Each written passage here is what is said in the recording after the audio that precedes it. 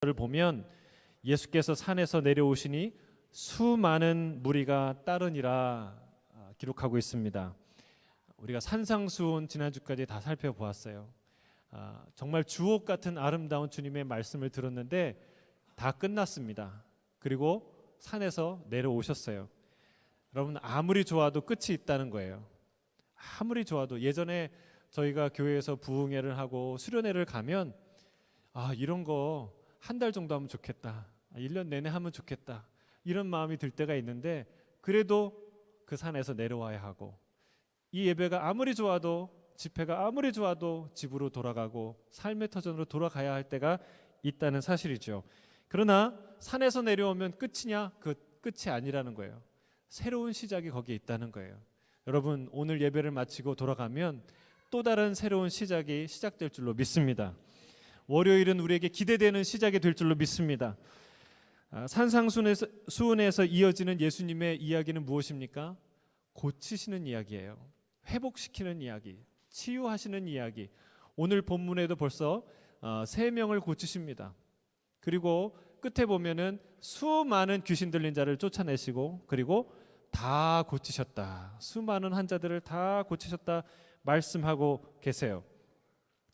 산상수훈은 말씀으로 드러낸 예수님의, 하나님의 권위라고 한다면, 오늘의 본문의 말씀은 행동으로 드러난, 실제로 드러난, 치유의 기적으로 드러난 하나님의 권위이죠.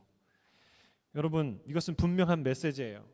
산상수훈, 하나님의 말씀은 그냥 화려한 말잔치가 아니라는 거예요. 좋은 말 대잔치가 아니라는 것이죠. 화려한 말들의 종합 선물 세트가 우리의 신앙이 되어서는 안 될 줄로 믿습니다. 왜냐하면 예수님의 말씀은 단순한 가르침이나 지식 따위가 아니라 천지를 지으신 하나님의 권위 있는 말씀이기 때문에 그렇습니다. 주님은 믿는 자에게 표적이 따른다고 했어요. 주님은 믿는 자에게 이런 표적이 따른다고 했어요. 마가복음 16장 17절 18절입니다. 함께 읽겠습니다. 시작. 믿는 자에게는 이런 표적이 따르리니 곧 그들이 내 이름으로 귀신을 쫓아내며 새 방언을 말하며 뱀을 집어 올리며 무슨 독을 마실지라도 해를 받지 아니하며 병든 사람에게 손을 얹은즉 나으리라 하시더라. 할렐루야.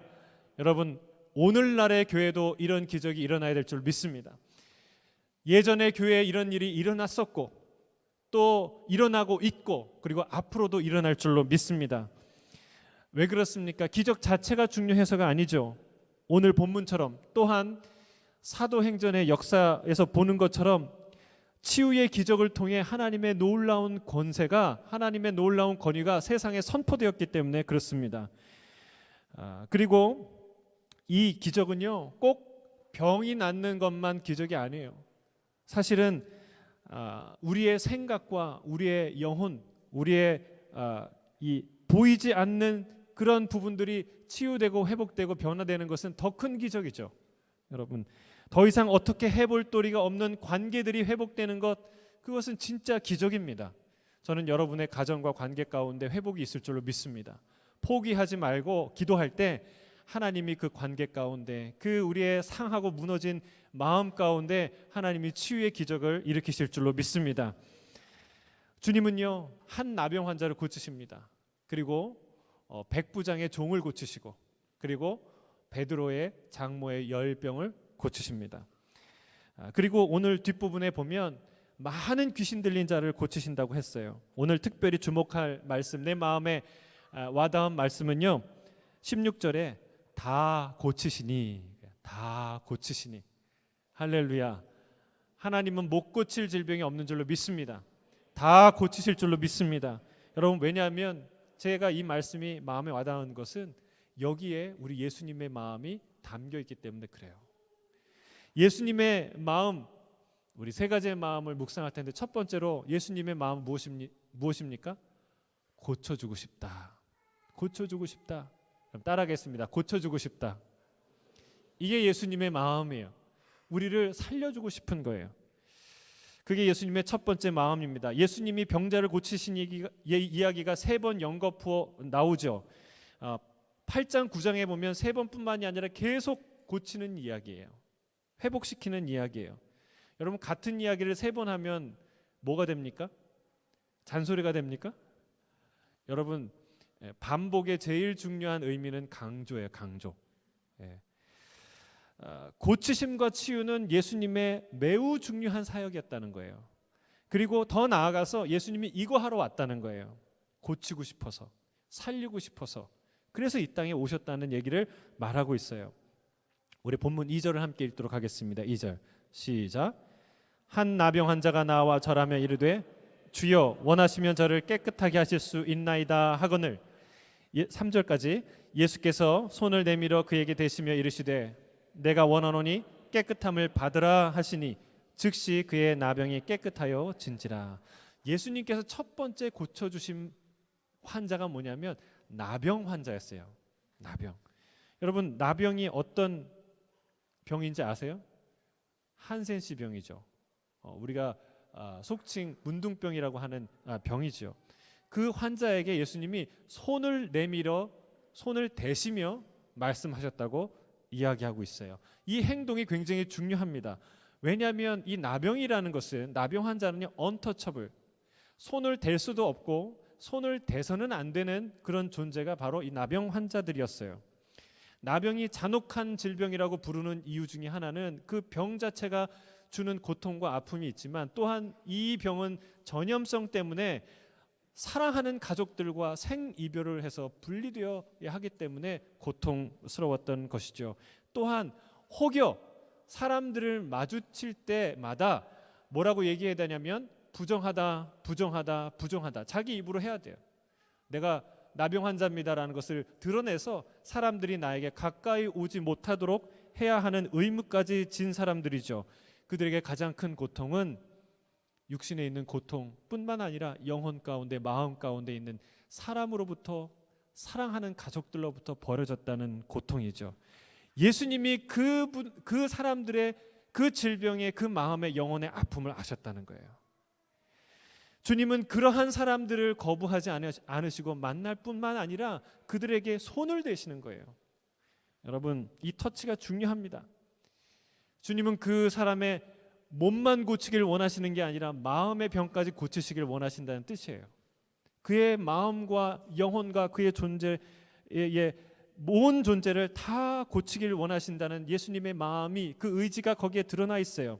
이 터치를 통해서 영혼이 소생되기를, 그리고 간절히 온전히 살아나기를 바라는 간절한 주님의 마음이 잘 드러나 있죠.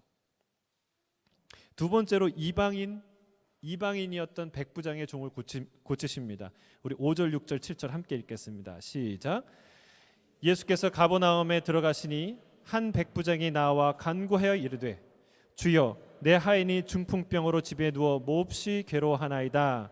내가 가서 고쳐 주리라. 이 내용이 누가복음에도 나오는데 누가복음에 보면 조금 더 자세한 정황이 나와요. 이 백부장이 너무나 사랑했던 종이 아팠어요. 그래서 죽을 병에 걸려서 예수님의 이야기를 듣고 이 예수님께 유대인들 장로를 청해서 부탁합니다. 예수님께 가서 나의 이청을 전달해 달라고, 내 사랑하는 종을 고쳐 달라는 부탁을 좀 해주십시오라고 부탁해요. 유대인들이 그 얘기를 듣고 와서 이 백부장에 대한 이야기를 합니다. 이 백부장은 유대인을 사랑하는 사람입니다. 이방인이지만. 그리고 우리 민족을 위해 회당까지 지을 정도로 하나님께 열심히 있는 사람입니다. 가서 좀 고쳐주시죠. 이 얘기를 듣고 예수님이 내가 가서 고쳐주리라. 데려와라 하지 않고 그냥 말씀으로 하지 않고 내가 가서 고쳐주리라 말씀하셨어요. 여러분, 그 장로들과 함께, 제자들과 함께 그 백부장의 집으로 가고 있는데 이 소식을 들은 백부장이 황급히 또 사람을 보냅니다. 그래서 뭐라고 얘기하냐면 주님께서 내 집에 오는 것을 감당할 수가 없습니다. 안 오셔도 괜찮습니다. 말로만 해주셔도 이 하인은 나을 것입니다. 나도 남의 수하에 있는 부하고, 나도 내 수하에 부하가 있고, 내 종에게 이것을 하라고 하면 하고 저것을 하라고 하면 갑니다. 주께서 명령하시면 이 병이 나을 줄로 믿습니다. 이 얘기를 하는 거예요. 여러분, 대단한 믿음이죠. 여러분, 이 믿음이 대단하지만 이 백부장의 믿음보다 더 중요한 게 있어요. 첫째는 이 상황에서 드러난 가장 중요한 것은요, 한낱 이방인도, 유대인이 아니라 하나님에 대해 성경에서 잘 아는 유대인이 아니라 이방인들도 한낱 소문을 들어서 직접이 아니라 이런저런 얘기를 듣고서도 이 예수님이 못 고칠 질병이 없는 하나님의 아들이라는 사실, 놀라운 권위를 갖고 있는 하나님의 사람이라는 사실을 알았다는 거예요.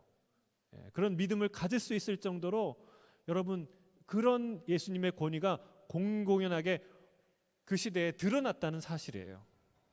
두 번째는요, 주님이 이 이방인도 고치길 원하셨다는 거예요. 이방인의 질병, 이방인의 종의 이 질병, 중풍병도 예수님이 고치길 원하셨다는 거예요. 왜냐하면 당시의 유대인들은요, 이방인들을 부정하다 생각했어요. 상종하지 않을 뿐만이 아니라 그의 집에 들어가서 같이 밥을 먹거나 무슨 일을 한다는 것 상상할 수 없는 일이었다는 사실이죠. 그러나 유대인의 랍비로, 유대인의 칭송받는 이 하나님의 종으로 이 존경받는 이 예수님이 이방인의 집에 들어간다는 것은 사실 있을 수 없는 일이었죠. 그러나 주님이 뭐라고 얘기하십니까? 내가 가서 고쳐주리라. 여러분, 예수님의 마음에는요, 고쳐주고 싶은 마음이 있었어요. 세 번째로 고쳐주신 분은 베드로의 장모였어요. 우리 14절 15절 함께 읽겠습니다. 시작. 예수님께서 베드로의 집에 들어가사 그의 장모가 열병으로 앓아누운 것을 보시고 그의 손을 만지시니 열병이 떠나가고 여인이 일어나 예수께 수종들더라. 주님께서 여인의 손을 잡으시고 여인의 손을 만지셔서 낫게 하셨죠. 예수님은요, 말씀으로도 낫게 하실 수 있는 분이에요. 그 예가 바로 앞에 있지 않습니까? 그 백부장의 종을 말로서만도 충분히 그 종을 낫게 하셨어요. 근데 예수님이 또 이 그 여인의 손을 잡으셨습니다. 여러분, 주님의 터치는요, 주님의 터치 만지심은 또 하나의 언어예요. 무슨 언어일까요?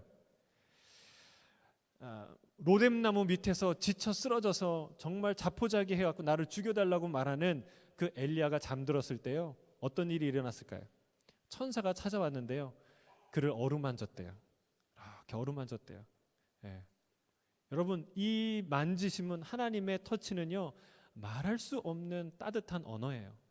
주님이 그 베드로 장모의 손을 잡으시고 또 아무도 한 번도 병든 이후에 만지지 않았던 접촉이 없었던 그 영혼, 그 몸을 주님이 만지셨다는 사실이에요. 여러분, 하나님은 우리를 만지시는 줄 믿습니다. 우리를 터치하세요. 그 터치가 오늘 우리에게 임할 줄로 믿습니다. 여러분, 우리는요, 독감만 걸려도 서로 피합니다. 독감만 걸려도 서로 손잡기는커녕 악수하기는커녕 인사하는 것까지 조심스럽게 합니다. 왜 그래요? 우린 연약하기 때문에. 그렇게 우리가 조심조심 해야 돼요. 근데 주님은요, 어떤 병이 걸려도, 어떤 무서운 병이 걸려도 하나님은 두려워함 없이 우리의 질병 안으로 걸어오신다는 거예요. 주님은 병에 걸리고 아프고 아직도 부정한 나를, 그리고 나의 오염된 환부에 주님이 손을 얹으신다는 거예요. 만지신다는 거예요. 이것이 주님의 마음인 줄로 믿습니다. 고쳐주고 싶다는 마음. 많이 아프지? 이제 나을 거야. 이제 회복할 거야. 그동안 고생 많았어. 주님의 이 만지심, 그 놀라운 터치를 경험하길 주의 이름으로 축복합니다. 우리의 눈에 고인 눈물을 닦아주시는 그 주님의 손길이 임하기를 주의 이름으로 축복합니다. 나병, 중풍병, 그리고 열병 고치셨어요. 우리의 환부가 아무리 아프고 고약하고 더럽고 흉할지라도 주님은 반드시 만져주실 줄로 믿습니다. 첫 번째는 고쳐주고 싶다. 두 번째 마음은 뭔지 아세요? 다 고쳐주고 싶다. 나병 환자, 이방인, 여인의 공통점은 무엇입니까? 소외받은 자들이라는 거예요. 그들이 이 세상의 주류가 아니라는 것이죠. 환자들 중에서도 소외받은 자들이 있어요. 주님은 고쳐주시되 모든 질병을 고쳐주시되 특히 모든 사람을 다 고치길 원하셨어요.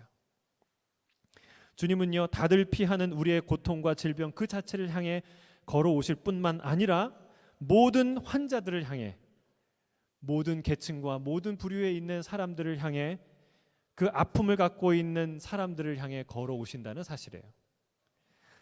세상에는요, 의료 서비스가 존재하지만 공평하지 않습니다. 다 똑같은 의료 서비스 제공할 수가 없어요.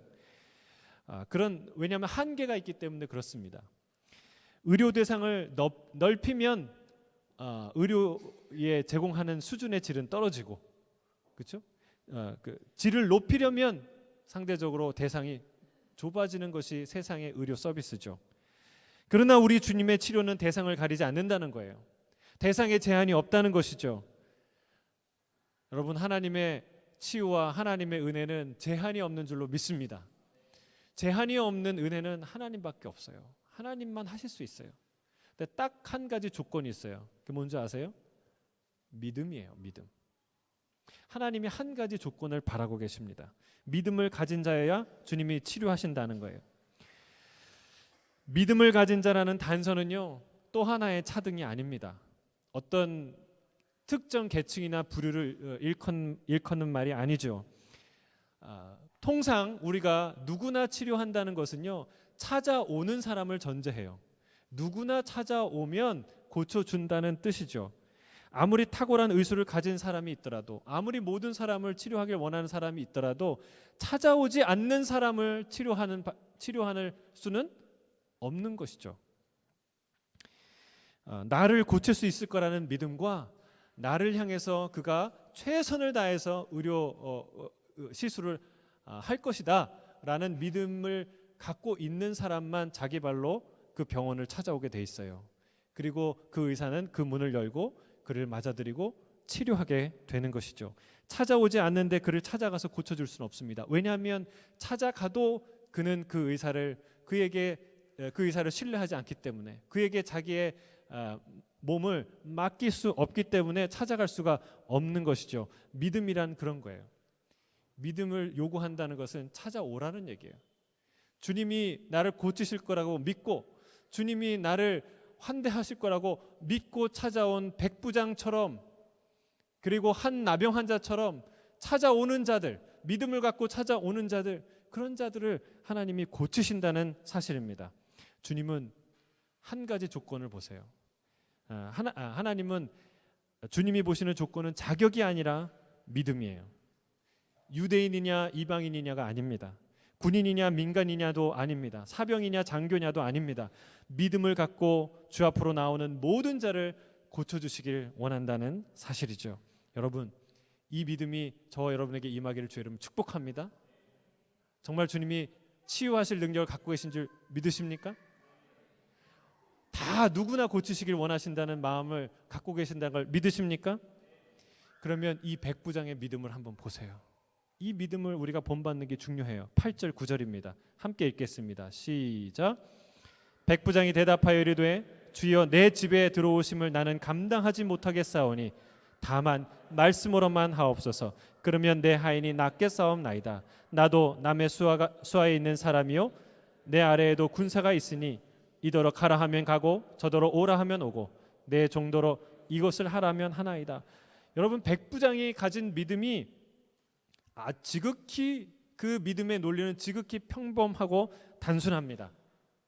내게 있는 종에게 이것을 하라 하면 이것을 하고 가라 하면 가고 오라 하면 온다. 주님의 능력도 마찬가지라고 믿습니다. 여러분, 이게 백부장의 믿음의 논리예요. 단순해요. 명확해요. 분명해요. 여러분, 진리는 늘 단순합니다. 복잡하지 않아요. 언제 복잡하게 되느냐? 진실이 아닌 것을 진실이라 말하려고 할 때, 믿어지지 않은 것을 믿는다고 얘기할 때 복잡해지는 거예요. 여러분, 진리는 단순해요. 명확해요. 분명하고 선명해요. 우리는 예수님을 하나님의 아들이라 주님이라 고백합니다. 아멘. 여러분, 그 말의 정확한 의미는 바로 오늘 백부장의 한 고백이에요. 여러분, 사장이 사원을 마음대로 쓰지요. 갑질을 한다는 얘기가 아니라 월급을 주고 그 종업원을 쓸 때는 자기가 필요한 잡을 맡깁니다. 필요한 롤을 맡기는 것이죠. 여기부터 여기까지 이 일을 하십시오 하면 하는 거죠. 여러분 마찬가지예요. 사장도 그렇게 하고 상관도 부하에게 그렇게 지시를 하는데, 하물며 우리가 만군의 주라고 얘기하고 창조주라고 말하고 우리의 구세주라고 얘기하는 다시 오실 심판주라고 말하는 그분에게 그런 권위가 있다고 말하는데, 여러분 정말 실질적으로 그런 믿음을 갖고 계십니까? 주님이 하라면 하겠습니까? 하지 말라면 하지 않겠습니까? 여러분 그런 믿음이 여러분에게 있습니까? 그게 믿음이라는 거예요. 예수님께 대한 그런 실제적인 의미의 주권을 우리가 인정해야 될 줄로 믿습니다. 여러분 믿는다는 것을요, 정말 주님이 치유하실 모든 그 능력과 주권을 주님이 갖고 계시다는 것을 믿는다는 것은 병을 낫게 하시는 주님만을 믿는 것이 아니라 병의 치료를 위해서 보류하거나 그 치료를 허락하지 않는 주님도 믿는다는 것을 뜻하여 이것을 다 포함하는 것이죠. 여러분 생각해 보세요. 의사가 나의 병을 치료를 위해서 내 병을 딱 관찰하고 다 모든 것을 봤는데 판단은 누가 합니까? 의사가 해요. 수술을 해야 되는지 약을 써야 되는지, A라는 시술을 해야 되는지 B라는 시술을 해야 되는지, 아니면 지금 기다려야 되는지, 아니면 지금은 고치지 않아도 되는지, 여러분 이거는 다 누가 결정해요? 의사가 결정하는 것이죠. 그런데 내가 어떤 사람이 보는 환자마다 다 수술을 해야 된다고 그러고 다 배를 갈라요. 그러면 그 수술은 그 의사는 명의입니까? 돌팔입니까? 돌팔이에 가까운 분이죠. 보는 사람마다 배를 가르면 어떡합니까? 그러면 안 돼요. 여러분 그것은 정확한 때와 방법을 결정하는 건 전문적인 지식을 갖고 있는 의사예요. 여러분 우리에 대한 전문적인 의식, 나보다 더 잘 아는 분, 나를 지으신 분, 나의 구조와 생명과 나의 모든 마음의 것을 아시는 분이 주님인 줄 믿습니다. 그 주님께, 여러분 주권이 주님께 있다면 나를 완전히 맡기는 거예요. 주님이 오늘 당장 나를 치료하실 것 믿지만, 또한 하나님이 지금 당장 고치지 않으셔도 하나님이 나를 회복시킬 것을 믿고 나를 맡기는 그 믿음, 신뢰, 그게 이 백부장의 믿음이었다는 거예요. 어떤 선택이든 가장 지혜롭고 현명한 선택을 하시리라는 믿음이 그에게 있었던 것이죠. 여러분 이런 믿음이 저와 여러분의 믿음이 되길 주의 이름으로 축복합니다. 여러분 예수님께 나아가는 자들은 반드시 믿음을 가져야 되는데, 믿음의 기도는 다 반드시 100% 치유를 경험하느냐? 그렇지 않습니다. 실제로도 그렇지 않아요. 제 조용기 목사님이 저희 예전에 섬기던 온누리교회에서 집회할 때 그 말을 잊지 못하겠어요. 수많은 사람 치유를 했는데 정작 자신의 병을 안 고쳐주시는 하나님. 정말 우리 그 한 목사님도 집회할 때 많은 병자들이 귀신이 떠나가고 병자들이 회복됐는데 정작 자신은 간암으로 7번이나 수술을 해야 되고, 그리고 당뇨병으로 수많은 병으로 고생을 하셔야 했죠. 성경에 그런 인물이 있습니다. 바울이에요. 바울은요 기적 같은 수많은 기적을 행했어요. 그리고 심지어는요 죽은 자까지 일으켰어요. 그런 놀라운 기적을 행한 바울이었는데, 바울이 어떻게 했습니까? 자신의 육체의 가시 때문에, 질병 때문에 생각하다 하나님께 기도했습니다. 3번이나 간구했어요. 바울이 3번 간구했다면 그냥 지나가다가 하나님 고쳐주세요, 고쳐주시면 좋고 뭐 안 해도 상관없고 이렇게 기도했을까요? 아니죠. 금식하며 기도했겠죠. 작정하며 기도했겠죠. 하나님 고쳐주세요, 기도했겠죠. 근데 하나님이 뭐라고 얘기했습니까? 안 고쳐주셨어요. 그리고 뭐라고 얘기하셨어요? 내 은혜가 내게 족하다. 여러분 이 말이요 그냥 안 아플 때 들으면 참 은혜스러운데 정말 아픈 사람이 들으면 속상한 말이죠. 여러분 정말 아파서 죽겠는데, 질병의 한 고통 고통 한가운데 있는데 하나님 고쳐주세요라고 얘기를 했는데 하나님이 3번이나 그 침묵을 이렇게 안 고쳐주시고 그리고 마지막에 하신다는 말씀이 내 은혜가 내게 족하다 말씀하세요. 여러분 아멘이 나오시겠습니까? 예, 아멘이 나오시겠어요? 근데 중요한 것은요, 그때 하는 아멘이 진짜 믿음이라는 거예요. 그때 아멘이라고 얘기하는 게 진짜 믿음이라는 거예요. 온전히 치유하실 수 있는 분께 내 질병, 내 고통에 대한 탄원을 드리지만 그러나 가장 선하고 지혜롭게 행하실, 가장 나에게 좋은 것을 주실, 가장 올바른 것을 판단하실 전능자의 판단을 신뢰하고 감사로 받아들이는 것, 그것이 진짜 온전한 믿음이다라고 말하는 것입니다. 여러분, 오늘 내 질병을 온전히 하나님 앞에 올려드리는 시간이 되길 주의 이름 축복합니다. 그리고 백부장처럼 사랑하는 자의 고통을, 우리의 가족의 질병과 아픔을 함께 호소하고 하나님께 탄원하시기를 바랍니다. 주님은요, 신음 소리를 다 들으신대요. 여러분, 세상에서 제일 듣기 싫은 소리 중에 하나가 신음 소리예요. 누구 하나만 집안에서 끙끙대도요 불안해요, 속상해요. 그리고 신음 소리가 아니라 사람 애들이 징징만 대도 화가 나고 정말 신경 쓰이고 불안해요. 여러분, 그런데 주님은요 무슨 소리를 들으신다고요? 이렇게 거룩하게 차려입고 좋은 목소리로 하나님께 예배드리는 이 목소리만 들은 게 아니라 우리가 징징대는 소리, 우리의 끙끙대는 신음소리를 다 들으신대요. 여러분, 이런 분이 어디 있습니까? 이런 엄마도 없고 이런 아빠도 없어요. 여러분, 제가 아빠지만 애들이 징징대고 막 힘들어할 때 화가 나요. 맨날 화내는 건 아니지만 여러분, 인간은 그래요.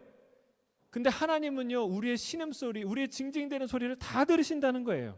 할렐루야.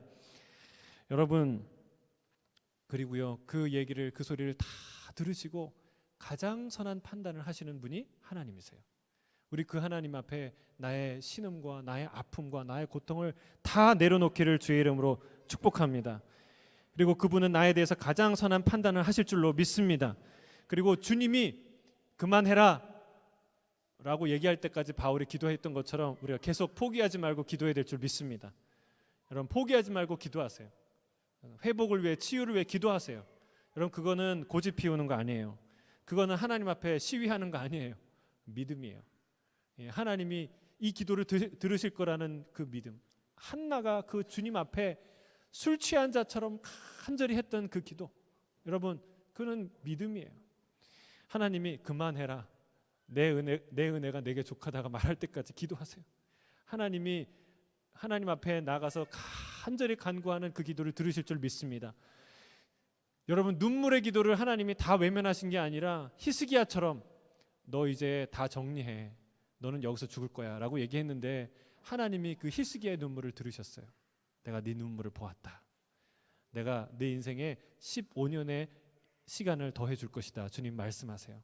여러분, 믿음을 가지고 기도하며 나아가시기를 주의 이름으로 축복합니다. 근데 주님은 거기에 놀라운 말씀을 더하세요. 11절 12절에 함께 읽을까요? 시작. 너에게 이르노니 동서로부터 많은 사람이 이르러 아브라함과 이삭과 야곱과 함께 천국에 앉으려니와 그 나라의 본 자손들은 바깥 어두운 데에 쫓겨나 거기서 울며 이를 갈게 되리라. 천국 이야기를 하세요. 이 와중에 천국 이야기를 하세요. 천국에 누가 갈 것이냐? 이 백부장과 같은 사람이 간다는 거예요. 여러분, 나를 고쳐주실 거라는 믿음, 나에 대해서 선한 의도를 갖고 계시는 라고 믿고 찾아오는 그 모든 백부장과 같은 믿음을 가진 사람들은요 다 천국에 앉는다는 거예요. 할렐루야. 근데 안타깝게 누가 거기에 못 앉아요? 원래 하나님의 백성이었던 이스라엘은 거기서 쫓겨난다는 거예요.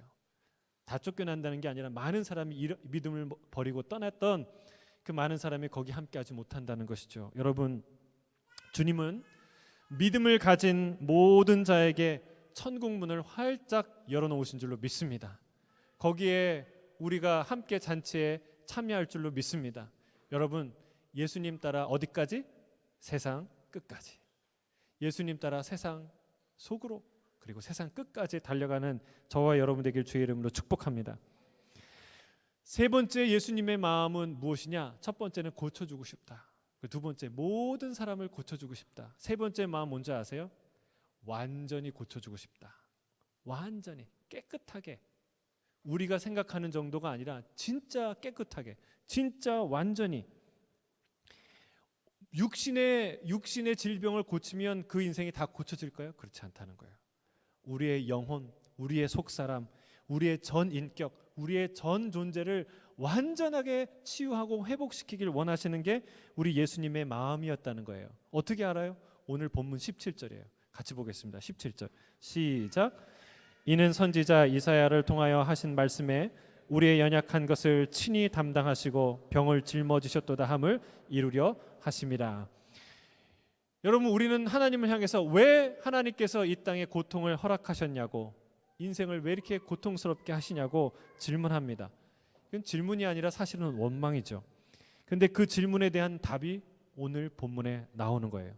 성경은요, 주님이 우리의 고통에 외면하시는 분이 아니라 오히려 이런 고통과 아무 상관없는 주님이 이 우리의 모든 고통과 연약함을 당신 스스로 짊어지기 위해 이 땅에 오셨다라고 말하고 있습니다. 여러분, 이것이 팩트예요.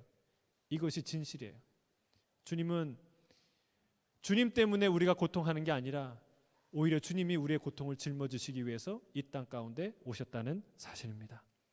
주님은 우리의 허물과 우리의 죄를 조롱하기 위해 이 땅에 오신 것이 아닙니다. 우리를 정죄하기 위해서 이 땅에 오신 것이 아니라는 것이죠.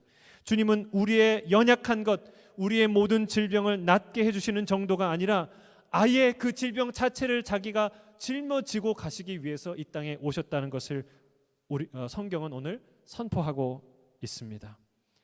여러분, 공생의 시절 예수님의 삶의 궤적을 보세요.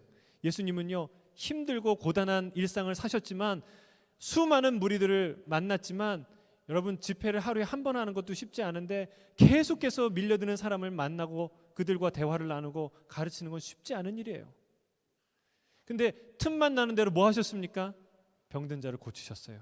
사람을 살리셨어요. 바쁜 일정 중에서도 그렇게 하셨어요. 근데 중요한 것은요, 그분은 육체만 아니라 영혼까지 고치시길 원하시는 분이라는 사실이에요. 그렇게 열심히 고치셨는데 모든 환자가 다 사라졌을까요? 이스라엘은 환자가 한 명도 없었을까요? 아니에요. 고치고 또 고쳤는데 근데 여전히 환자가 있어요. 여러분, 우리가 완전한 치유가 이 땅에 존재할 수 없다는 거예요. 그리고 예수님이 그 사역이 중요하고 그것 때문에 이 땅에 오셨지만 의료 사역, 치유 사역에 목숨 걸지 않았어요. 그것만 하지 않았어요. 그럼 무슨 말이에요? 우리가 치유되면요, 반드시 또 병 걸려 죽습니다. 사고 나서 죽습니다. 내 지금 갖고 있는 이 질병의 치유가 온전한 구원과 온전한 치유와 연결될 수 없다는 사실이에요. 진짜 치유하기를 예수님이 원하셨는데 예수님이 다 고치시지 않은 이유는 능력이 모자라서가 아니라는 사실입니다. 질병은 하나의 현상이기 때문에 그렇습니다. 주님은 그 질병이 어디서 왔는지, 무엇을 고쳐야 되는지, 그걸 고치기 위해서 무엇을 해야 되는지 정확하게 아시는 분이었어요. 그 잔혹하고 고통스러운 질병 가장 밑바닥에 무엇이 있습니까? 죽음이 있어요. 죽음, 사망. 질병은 죽음이 부리는 권세예요. 살아서 경험하는 죽음이에요. 그게 질병이죠. 그리고 이 죽음을 꺾지 않고서는 질병을 뿌리 뽑을 수가 없는 것이죠. 또한 그 죽음의 중심, 그 기저에는 가장 밑바닥에는 무엇이 있습니까? 무엇이 이 죽음을 잉태했습니까? 바로 죄지요, 죄. 성경은 죄가 죄의 싹은 사망이라고 말하고 있어요. 죽음을 불러온 가장 무서운 바이러스가 바로 죄라는 사실입니다. 이 죄를 도려내지 않으면 우리는 질병과 죽음에서 영원히 자유로울 수 없다는 사실을 알아야 합니다. 사망을 잉태한 것은 죄의 씨라는 거예요. 우리 안에 심겨져 있는, 우리가 갖고 태어난 이 죄의 인자, 이것을 제거하지 않으면 우리는 이 질병에서 완전히 자유로울 수 없다라는 것을 알 수 있어요. 여러분, 드라마를 보면 정말 어마어마한 사회 부조리와 부패, 이 원흉이 되는 한 대상을 향해서 주인공이 용기를 갖고 막 지혜를 가지고 정말 이렇게 긴박하게 막 해서 결국은 그 이 부조리와 대면해서 승리하죠. 그를 쳐내죠. 고발하죠. 그런 영화를 보면 통쾌하고 시원합니다. 그런데 한편 생각해요. 정말 저 모든 부조리와 비일이의 몸통이라는 저 한 사람을 드러내면 정말 이 사회는 깨끗해질까? 죄는 사라질까? 정말 행복한 사람이 더 늘어날까? 여러분 경험상으로 우리는 알아요. 그렇지 않다는 것을. 여러분 왜 이 사회가 정의롭지 못하게 되나요? 여러분 우리가 그 부정이랑 맞서 싸우고 정의로운 싸움을 해야 돼요. 크리스찬들이 그런 싸움을 해왔어요. 그러나 우리가 정확하게 알아야 돼요. 이 사회는 제대로 깨끗해지지 않는다는 거예요. 여러분 한두 가지 행동의 교정으로 사람들 이 사회가 정화되지 않는다는 사실입니다. 여러분 제도가 정의를 만들어낼 수 없어요. 과학이 생명을 탐구하지만 생명 현상을 도울 수는 있지만 생명 자체를 만들어낼 수 없는 것과 같습니다. 여러분 이 땅에 정의가 회복되는 길, 온전한 치유가 임하는 길은요 근본에 있는 이 죄가 해결되는 문제예요. 주님은 그것을 위해 이 땅에 오신 줄로 믿습니다. 우리의 질병뿐 아니라 우리의 근원이 되는 죄를 온전히 담당하기 위해서 주님이 이 땅에 오셨어요. 그런 주님을 향해 당신은 나의 고통에 왜 침묵하냐고 말할 수 없어요. 그런 주님을 향해 왜 이 땅에 고통을 만드셨냐고 말할 수 없어요. 이 고통과 가장 상관없는 분께서 내가 감당해야 될 모든 고통과 모든 죄악을 다 짊어지셨다는 것이죠. 여러분 이게 복음이에요. 이게 완전한 치유예요. 이게 십자가에 드러난 하나님의 위대한 치유의 의지인 줄 믿습니다. 함께 기도하겠습니다.